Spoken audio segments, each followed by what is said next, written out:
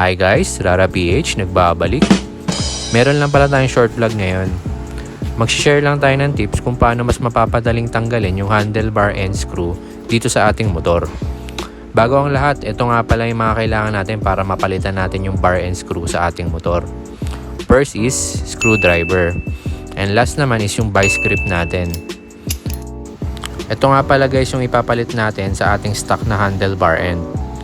Stainless bar end nga pala to and sobrang pogi at premium talaga pag nakapit na siya sa motor natin. Solid yung pagka-stainless niya guys at talagang mabigat siya.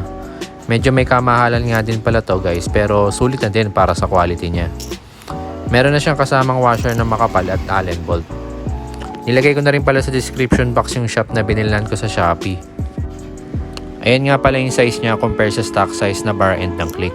At talagang makakadagdag forma to sa ating motor dahil magmumukhang malapad yung mismong handlebar natin. Tara, umpisaan na natin. Ayan, bali lagyan lang natin ng towel yung mismong bar end para iwas gasgas na din. Then tsaka natin pakakagatin yung vice grip. Make sure na ma-adjust nyo ng tama yung sa screw sa dulo based sa diameter ng bar end para sure nakakapit siya tulad nito. Ayan. Then guys, kapag nakakapit na, counterclockwise lang natin yung pihit at boom! Ayan, lumuwag agad siya. Once na lumuwag na, dito na natin gagamitin yung screwdriver natin. Konting ikot lang at ayan, tanggal na yung stock bar end.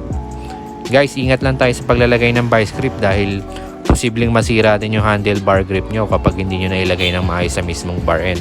Tulad nitong sa akin, medyo nasira siya guys eh.